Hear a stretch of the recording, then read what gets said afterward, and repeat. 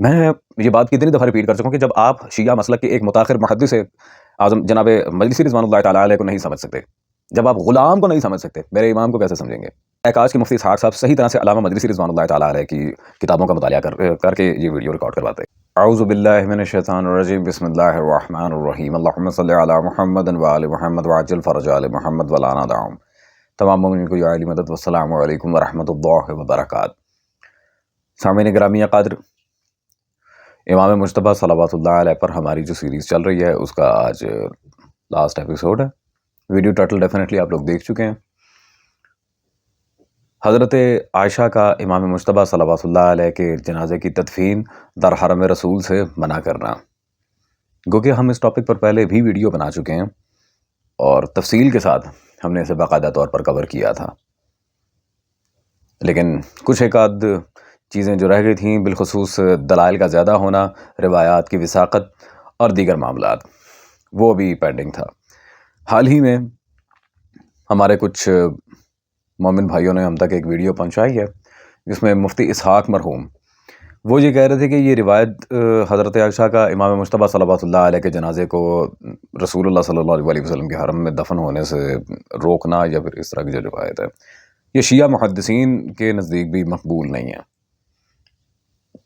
میں نے جب اس ویڈیو کو دیکھا تو ڈیفینیٹلی میرے ذہن میں پھر یہ بات آئی کہ مفتی اسحاق صاحب کی تو اب ڈیتھ ہو چکی ہے، لیکن مرحوم مفتی اسحاق صاحب کے سٹوڈنٹس، ان کے فیملی ممبرز، وہ ابھی بھی زندہ ہیں، تو لذا میں اپنا جواب ان سے طلب کرتا ہوں دلائل کے ساتھ۔ یہ نہیں کہ میں مفتی اسحاق صاحب کو گالیاں وغیرہ دوں گا یا اس طرح کی، نہیں، میں یہ اس طرح کی کوئی حرکت نہیں کرنے والا، کیونکہ انہوں نے انتہائی احترام کے ساتھ اس ویڈیو میں مکتب اہل البیت کے جتنے مومنین و مومنات ہیں انہیں باقاعدہ طور پر پیغام دینے کی کوشش کی ہے، تو میں بھی جیسا ایک طرف سے ساری سچویشن ہوتی ہے ویسے ہی ہم ہینڈل کرتے ہیں الحمدللہ۔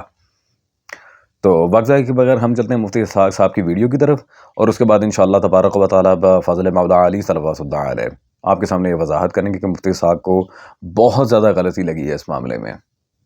شیعہ حضرات نے تے غضب ٹات، میں زیادہ کتاباں نہیں ایک دا حوالہ دینا کیونکہ سب تو بڑی ہے، یہ رد ہوگی ساریاں رد، بالکل شیعہ حضرات اگے میری منت ہے بھائی تسی بھی خرافات تو نجات پاؤ، جنہاں دا قصور ہے انہاں دے مگر پاؤ، مگر بے گناہ لوگوں دے پیچھے کیوں پیں گے؟ مگر یہ پوری کہانی جڑی کتوں شروع ہوئی ہے دسو؟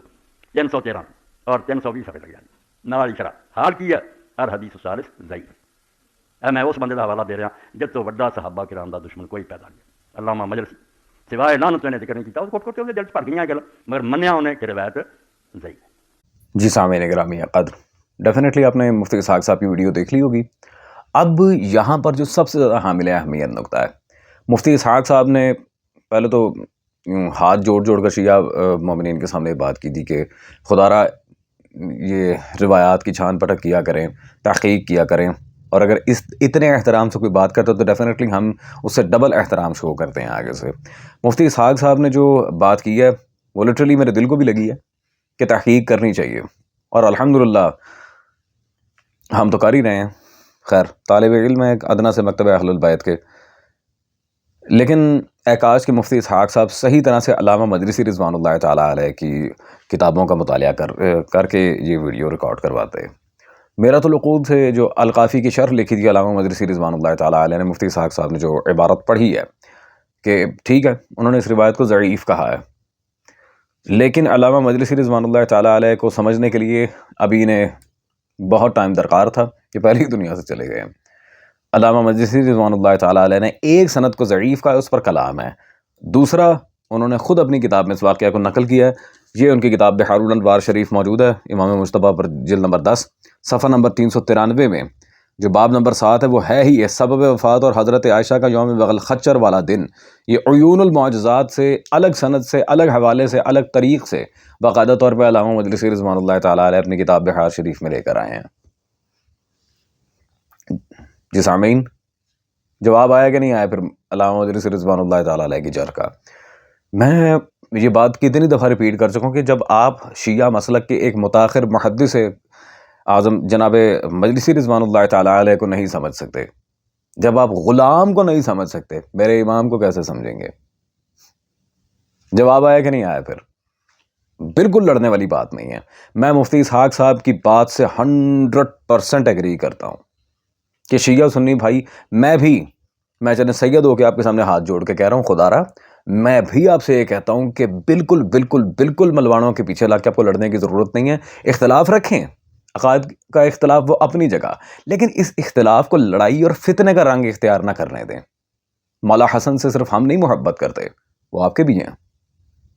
اور بلا شبہ جس طرح کے کمنٹس آج کل ویڈیوز کے نیچے آ رہے ہیں امام مجتبیٰ سیریز کے، تو الحمدللہ یہ بات مجھ پر واضح ہو گئی تھی. خیر، اب یہ بات کیا، یہ روایت جو شیعہ کتابوں میں آئی ہے کہ حضرت عائشہ نے امام مجتبیٰ صلوات اللہ علیہ کے جنازے کو روکا تھا، کیا یہ اہل سنت کتابوں میں نہیں ہے؟ بالکل ہے، بالکل ہے. اور درجنوں کے حساب سے الحمدللہ فقیر حوالہ جات رکھتا ہے. لیکن مختصر وقت میں کچھ دلائل آپ کے سامنے پیش کر رہا ہوں. سب سے پہلے نواب احمد حسین صاحب کی یہ تاریخ احمدی چھوٹی کتاب سے میں نے کہا شروع کریں ذرا. اس میں صفحہ نمبر 213 پر واضح عبارت موجود ہے کہ پاس حضرت عائشہ نے کہا کہ روضہ رسول صلی اللہ علیہ وسلم میرا گھر ہے، میں اجازت نہیں دیتی کہ حسن اس میں دفن ہو. واضح طور پر عبارت موجود ہے، حضرت عائشہ نے منع کر دیا تھا. سیدھی سرل سی بات ہے. پھر سامعین، یہ ابن واضح یعقوبی کی کتاب تاریخ یعقوبی میرے پاس موجود ہے. تاریخ یعقوبی میں صفحہ نمبر 372 جلد نمبر 2 میں واضح عبارت موجود ہے. حضرت عائشہ سفید خچر پر سوار ہوئیں اور کہنے لگیں کہ اپنے گھر میں کسی کو اجازت نہ دوں گی. تو قاسم بن محمد بن ابی بکر نے آپ کے پاس آ کر آپ سے کہا کہ اے پھوپھی، ہم نے سرخ اونٹ کی جنگ کے دن سے اپنے سر نہیں دھوئے، کیا آپ چاہتی ہیں کہ سفید خچر کی جنگ بھی بیان کی؟ الغرض کے آگے ساری جو بات ہے کہ حضرت عائشہ نے امام مجتبیٰ کو دفن نہیں ہونے دیا اپنے گھر میں. یہ بات تو یہاں واضح ہے، یہ بالکل ایک کلیئر کٹ پوائنٹ ہے اور عبارات آپ بذات خود دیکھ سکتے ہیں الحمدللہ.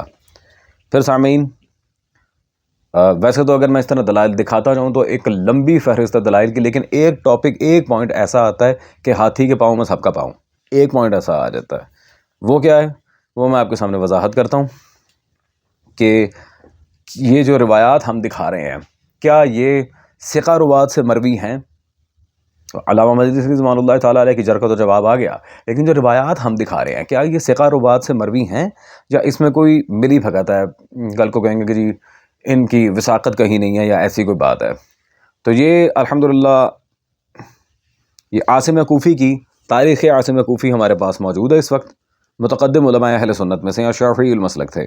صفحہ نمبر 428 پہ امام مجتبیٰ صلوات اللہ علیہ کی شہادت کا جہاں پر عاصم کوفی نے اپنی تاریخ کے اندر ذکر کیا ہے، واضح لکھتے ہیں ثقہ اور معتبر راویوں سے سنا گیا ہے. اور آگے سارا وہی واقعہ، معاویہ نے امام مجتبیٰ کو زہر دیا اور حضرت عائشہ نے منع کی، یہ پورا اس باب کے اندر واقعہ موجود ہے. ثقہ اور معتبر راویوں سے سنا گیا ہے الحمدللہ.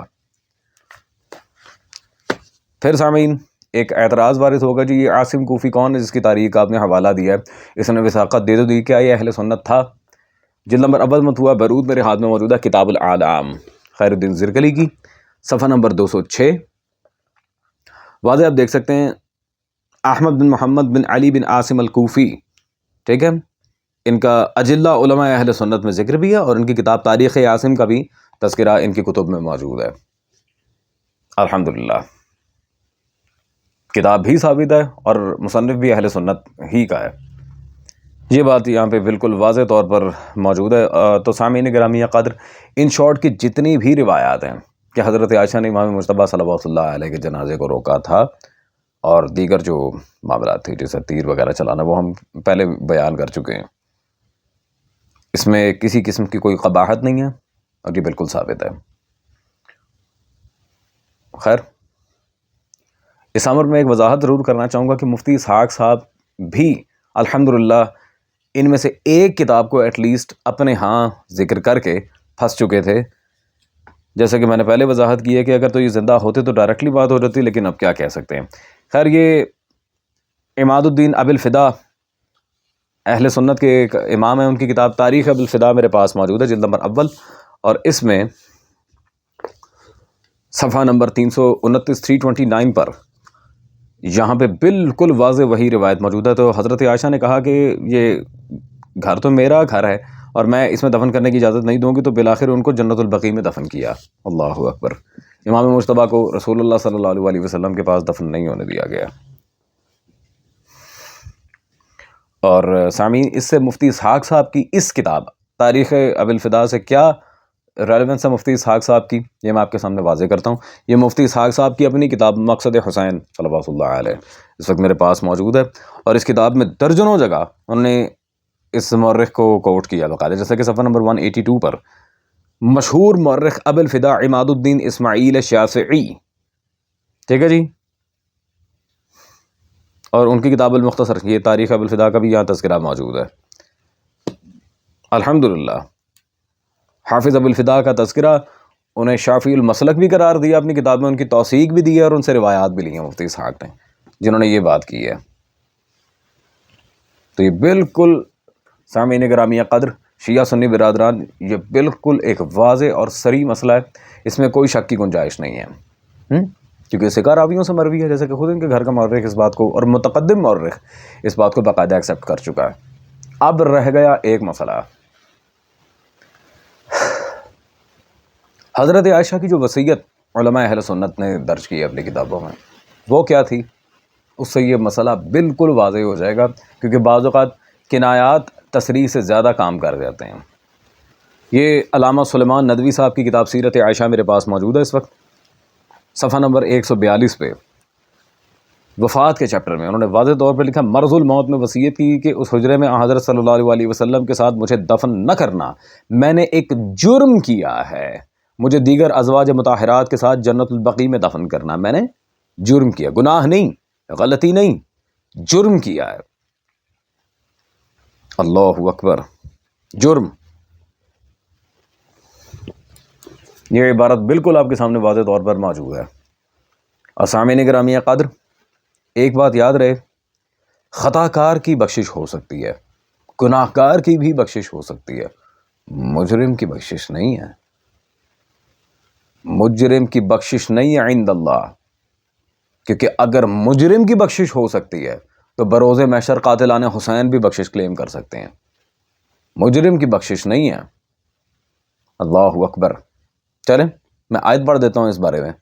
سورہ سجدہ میں اللہ تبارک و تعالیٰ نے واضح طور پہ ارشاد فرمایا، بسم اللہ الرحمن الرحیم، ان من المجرمین منتقمون، مجرموں سے بدلہ لیا جائے گا، انہیں معاف نہیں کیا جائے گا۔